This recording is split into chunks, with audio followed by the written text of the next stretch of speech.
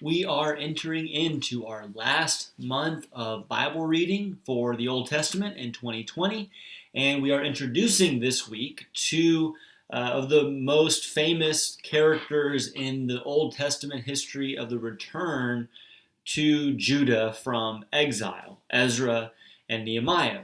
But before we get to there, we are wrapping up the book of Esther. So let's do that and then talk about the books of Ezra and Nehemiah. Remember that the themes that we were seeing so far in the book of Esther had to do with the providence of God working out deliverance for the Jews in unlikely ways. And so, really, chapters 7 to 10 present the climax of that story and show how, in tremendous fashion, God is reversing all of this persecution and tragedy, or at least potential tragedy for the Jews, and turning it into a great victory. So you could look very micro at the characters of Haman, who is kind of like second in command in Persia, and Mordecai, the Jew, who is the relative of Queen Esther.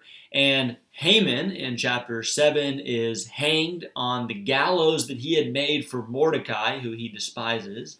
And by the end of the story in chapter 10, Mordecai is raised to be second in command in all of Persia. But more largely speaking, the Jews were going to be attacked by their enemies. They are given by the king's edict the reversal, the change of fortune brought about by Queen Esther, the opportunity to defend themselves. And so really the Jews end up being not only saved, but able to even impose their will on their enemies in the various towns and regions where they are living. And that day of attack, that day of persecution ends up being a holiday, a memorial to the victory that they won on that occasion. So that's the book of Esther, and God providentially providing victory and life for his people in exile. We come back then to those that have returned to the land of Judah. Remember, Zerubbabel and Jeshua came back to rebuild the temple, and then Ezra returns here in Ezra chapter 7 for the purpose of restoring the keeping of the covenant. So Ezra is a priest, Ezra is a scribe, and in these last 4 chapters of the book, you see him getting priests and Levites back in order, back into the service of the temple. And then the specific dealing with this problem of intermarrying with the peoples. Remember, that was always against the covenant of God. And so Ezra mourns and weeps when he hears that this is such a bad problem among the people who have married in with these pagan peoples. And so they have a meeting, and Ezra prays in chapter 9, confessing this national sin to God. And then in chapter 10, they resolve that they're going to put away their wives and fix that problem.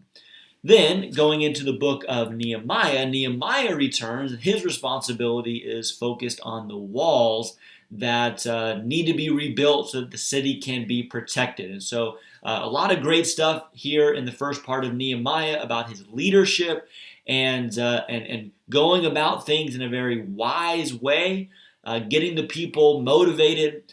But notice how much of that comes back to Nehemiah's dependence on God. How many times it says that he prayed to God in critical situations, that he asked God for God's favor in this difficult work that they're going to do. And so because he is a man looking to God for help, he is able to not only have the ability himself to lead, but then to get the people to have a mind to work, as the text says. People from all strata of society coming together to rebuild the walls in this great project. But do notice, really this is true in Ezra and in Nehemiah, that there is both external conflict and internal compromise that these leaders have to deal with. And so you have those like Tobiah and Sanballat that are actively working against Nehemiah so that the walls won't be built. But you have, even within the Jews, in their community, the rich exacting interest and taking advantage of the poor. You have many that are connected to Tobiah that are on the inside and are compromised in that way, working for the enemy so to speak. And so Nehemiah offers his own prayer in chapter 9, confessing not only the faithfulness of God, but the perpetual unfaithfulness of the people, and asking for God's mercy as they continue to try to stay faithful to the covenant. We'll see how that book, how that story wraps up in next week's reading. But thank you for watching, and 3 more weeks left to wrap this thing up. Thank you.